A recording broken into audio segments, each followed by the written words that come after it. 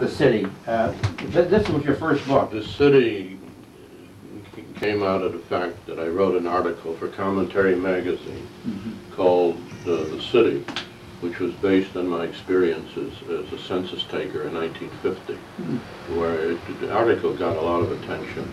And I had a chance to see every part of New York, the Bowery, Chinatown, Sutton Place, the West Side, Greenwich Village. I talked to all kinds of people, from the Bowery bums to famous people. And William Tarr read it, and he read a couple stories in Commentary.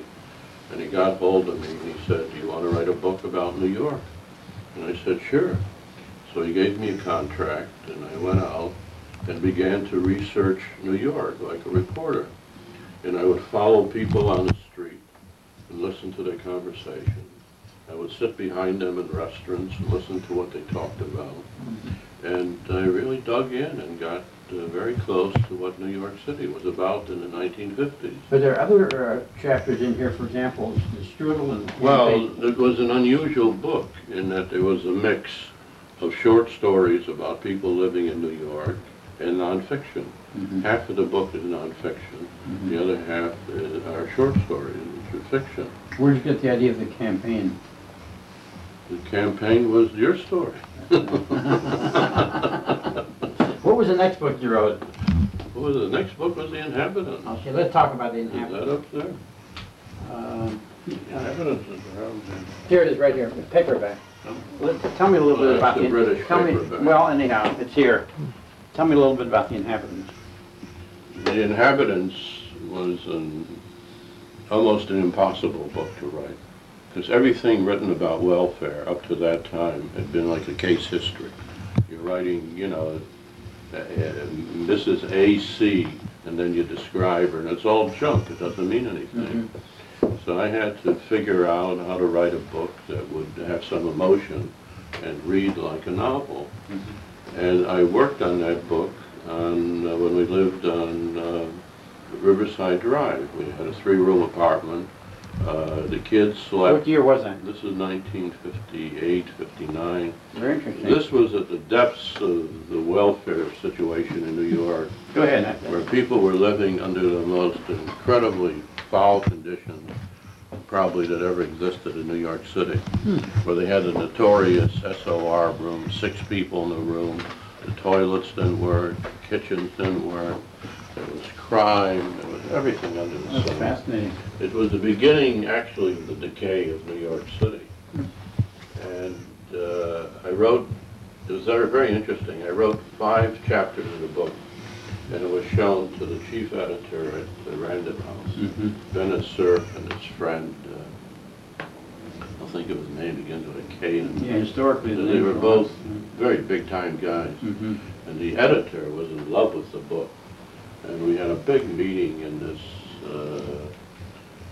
office, which was really this grand mansion on Madison Avenue and 50th Street, which is now the Hemsley Palace Hotel. Interesting. And this guy said, "I love your book, but it's so shocking, who the hell would read it? We're not going to publish it." And the editor almost vomited on the spot. She got so sick, her face turned white. She said, "I can't believe what you're saying." He said, "That's our decision. We're not going to publish the book."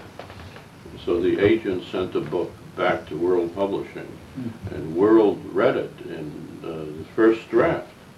And that book went to the publisher without a change, without a word.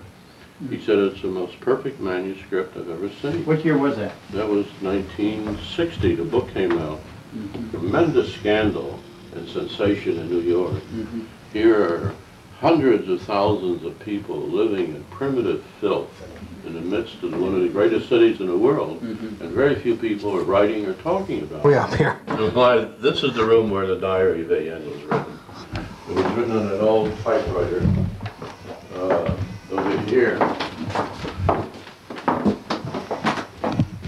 And David made that poster when he was a little boy.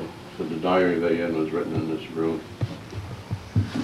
Tell me a little bit about Diary of A.N., just how that got started.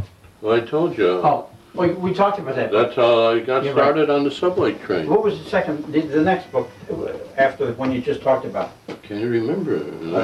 Candlelight. Was that before Inhabitants? Candlelight was written after the. On anything, This. a lot of manuscripts here. These are the manuscript pages from the new book, the Hadamar, or what I call Hadamar, which is a novel about the German euthanasia period. And I've rewritten the book about 3 times.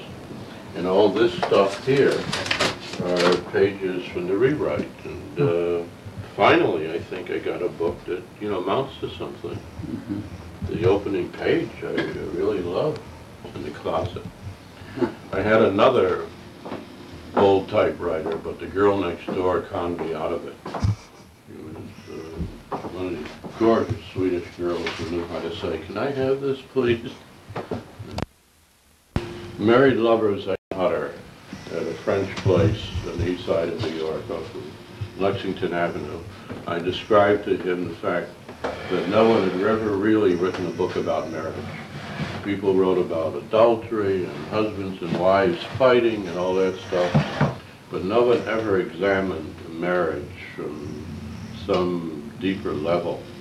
And I told them I wanted to write a book about a doctor who is confined to a psychiatric ward because of what his wife has done.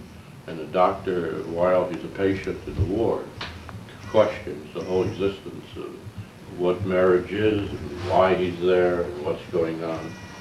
And it worked. The book was very successful, but not here. People didn't understand it. In England, the book got a front page review in the London Times, where they called it one of the great works by an American writer. They compared me to Coventry Patmore, who's one of the great English poets. The book was used by the psychiatric profession in England, and still is, as a training book. And they give it to their patients to read. How was that? Candlelight was written when I was working for the welfare department, and I got a vacation. And we went to the country, and it was the best time of my life. I would get it. It was about 1963, 64. We lived in a little cabin, no toilet, no hot water, and I would get up in the morning, and by noon or 1 o'clock I had written 10, 15 pages, and all the pages worked.